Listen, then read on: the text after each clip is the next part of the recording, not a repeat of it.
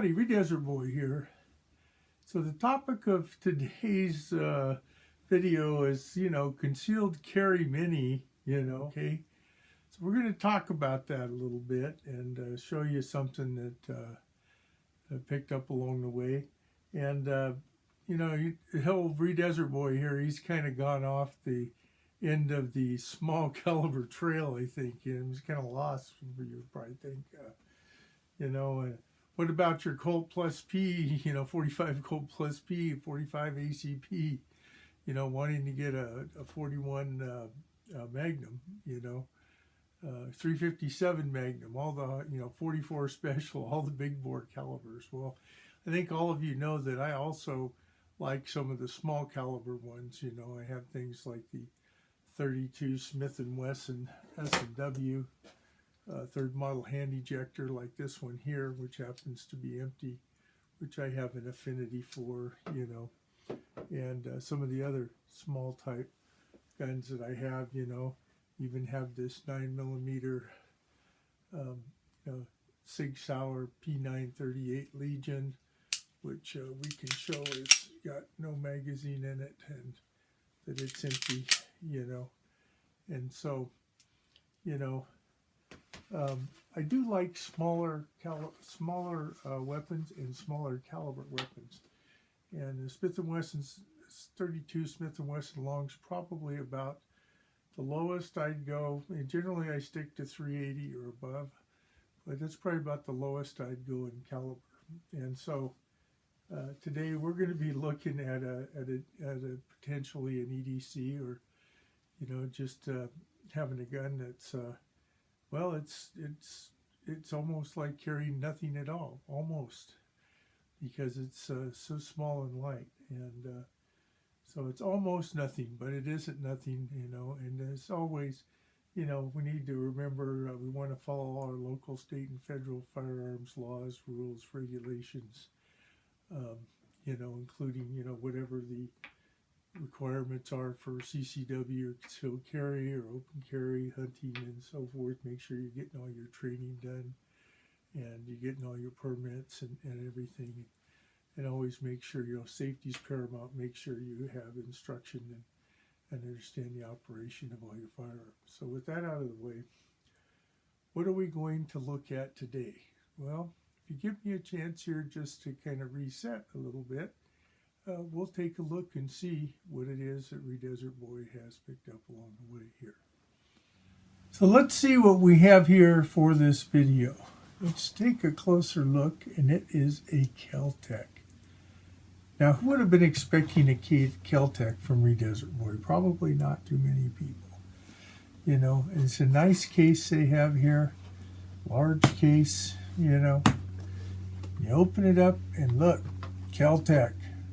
Get you a sticker, they got you another sticker, just some decals, some ATF information, and we find out what's in here, which is a P-32.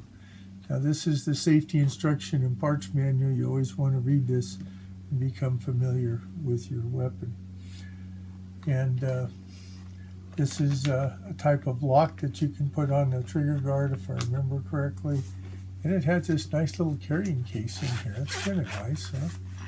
You could carry it in that little carrying case if you wanted to. And it's a little bit of paper to protect it. And look at that. Finally, the firearm. Keltec P-32. One of the lightest, if not the lightest and smallest firearm, semi-automatic firearm currently in production. And they do make other ones. I know C-Camps around, but those are metal, they're heavier. And of course there's the Beretta Tomcat, which is the 3032, I think. Has this little sticker on here that talks about, making sure that we're using locking device or locking our guns up, when they're not to keep them safe. And we always want to do those kinds of things. We can see here, it's pretty small. Use my other hand so you can see, there's only just barely room for about a finger and a half on there. So let's go ahead and we'll lock this back and take the chamber flag out of there. And it does have a lock back on the last round. It says a 7+1. It's in 32 ACP caliber, 32 caliber. Bullets are usually in the 71 to 73 grain range. It has a locked breech, which helps with some of the recoil, along with the mildness of the 32 round. Doesn't really have a slide lock. It's got this is a disassembly pin. Then it's got this magazine release, which you can see it releases it. And we can go ahead and put the firearm down. We can see it's got nothing in there. The magazine is empty. You put this back in here. And take a closer look at it. It's got some nice serrations back here, which are helpful. Let's look at the gun, extractor. Pretty large trigger guard for a small gun. You know, it's a double action only. It's hammer fired, and it's got some texturing on here. Some people may or may not like it. It's a little bit of like kind of stippling right here, but that's the brunt of it. And sights, not much in the way of sights. Then again, this is kind of an up close and personal gun. 6.9 ounces, 0.75 inches wide, 5.1 inches long, 3.5 inches high. So, you know, there is a 10 round magazine, extended magazine you can get for these. There's like a clip you can fit on here that they have as well. This is, you know, the first time looking at it. You're looking at it with me. Trying to think, it has a 2.7 inch barrel if you're kind of curious about the barrel. And as I said, there's no slide lock or anything, but it does lock back with the magazine in there. It will lock back on the last round. So we're talking about, you know, concealed carry in most cases here, you know, for something like this. This is for ultimate deep concealment. You can see there's some little holes there so you can see your rounds in here. The magazine I have loaded at once just to see what it's like. It does use 32 caliber ACP, which is a semi-rimmed cartridge. And we'll talk some of the issues about that potentially here in just a moment. We'll go ahead and allow this to go back down. Put that back in there. And let's go ahead and move this out of the way for a minute. We'll set this down here. And, you know, for me, I'm always looking for something that's, you know, a nice concealed carry kind of thing that's not very, very heavy. And, you know, but, you know, you still got to have some firepower. So most likely I will carry it in something like this Nemesis holster here in a pocket. Also a pocket carry, you know, kind of thing. So let's go ahead and maybe just take for a moment and we'll weigh this guy. You know, for once I actually have a scale or something like that. Okay, amazing, huh? Let's take the mag out. We'll weigh it without the mag first. And without the mag in it, it is indeed 6.9 ounces. The unloaded mag in it, I do have a couple more of these on the way, takes it to 8 ounces. Now, why would you carry this? What are the pros? Well, it's small, it's lightweight, it's compact, right? The recoil, like I said, is fairly mild. There's still recoil, but you know it's milder than a lot of guns. It does lock back on the last round. And all the videos, I have to thank a lot of the people that I watched videos when I was trying to make a decision about whether to buy this. It's a lot of YouTube creators that spend a lot of time going over this. shooting some targets and things, and I will eventually make a video on like that as well. But they spent a lot of time talking about why they would choose this instead. And most of it just came down to they wanted something really concealable, something that was very easy to carry, that you almost didn't. That's why I said it's like carrying nothing at all, because it is so very light.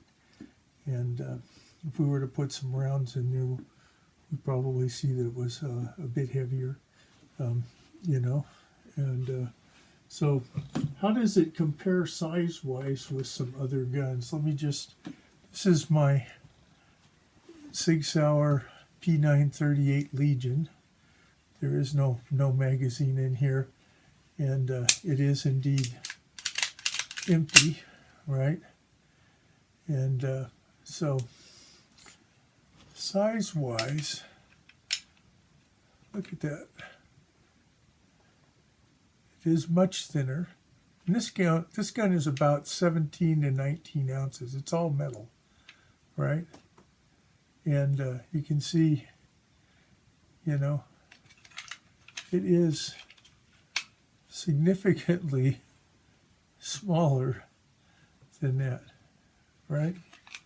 This has, I believe, a 3-inch barrel for 3.1. I can't remember exactly.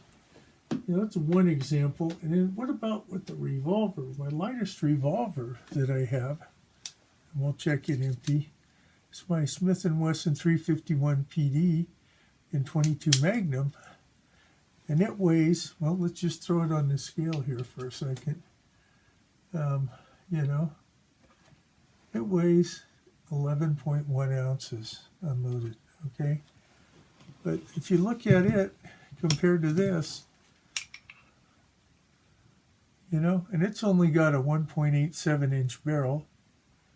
You know, of course, you could count the chamber, I guess. You might make it a little bit longer. But look at the size difference in the grip and all that. Lengthwise, they're not too different. You know, this has got, but you don't have this big old part of that, and you don't have this cylinder part either. So, you know, I like 32. I think you know that. There's no doubt about that. It's one of my favorite calibers. That's why I have things like this 32 Smith & Wesson long. This is from about 1940. It's 6 rounds. But the 32 ACP in general is has a little bit more oomph to it, although it's not much more than the Smith & Wesson long, but it is more. This has a 3.25-inch barrel. So how much does this weigh unloaded? Look at that. It weighs 1 pound, 2 ounces. So it's about 18 ounces. So, but it's an all-metal firearm, right? You know, so you might say, well, that's okay. What about a semi-auto? Let's say, well, here's a semi-auto, and let's go ahead and it's unloaded. No mag in there. This is a Sig Sauer P-32. It does have a hollow Sun 407 K on there. It's still 14.2 ounces. So it's still significantly, it's twice as heavy as the other one. So what other ways could you carry it? Well, I have a little holster here that I use with my Walther. You know, you could carry it on your hip, I guess, or get a more specific holster for it. I did find out when I was trying it out that it does fit, and I don't know whether they specifically do, but I may see whether or not this fits in my Galco, you know, shoulder holster for my Sig Sauer, excuse me, for my Walther PPKS. But it looks like it might work, but, you know, that's a choice I'm going to have to decide. This is really made for the PPKS, and that's what should be carried in it. But anyway, that's the Sig Sauer P-32. What are the cons? Small sights, right? Although I saw guys in the videos, they were shooting some distances. Buffalo's outdoors. He shot some rounds as far as 45 yards with this. I don't know how he did. Small grip. you know, and you got to be aware of where the muzzle is, you know, especially when you're shooting like this. It's a very short gun, you know, for your safety. And of course, 32 ACP isn't cheap. Okay, it is indeed harder to find, and it is expensive. Another thing is that 32 ACP is a semi-rimmed cartridge, so it's not a cartridge. It's not like other autos. It does have kind of a rim on it. And what can happen in the magazine if these aren't setting all the way back, and then one of them gets off from the other one, you can have what they call rim lock. Now, from what I saw in the videos, the cellular and below works pretty good. I've seen some people use this PMC, although when I measured the lengths of these, this one is a little bit longer than either of these. This is 73 grains, these are 71. A lot of times in 32s or other lower powered guns, you use FMJs because you're looking for penetration instead of expansion because of the lower muzzle velocities and the shorter barrels and things. So you just don't get the expansion out of the hollow points. So anyway, that's some of the cons, some of the pros. I will do some more follow-up videos when I go to the range.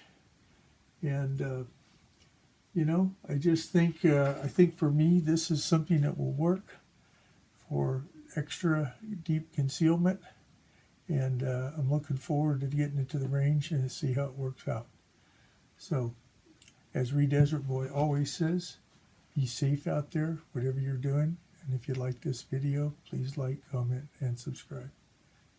Bye now.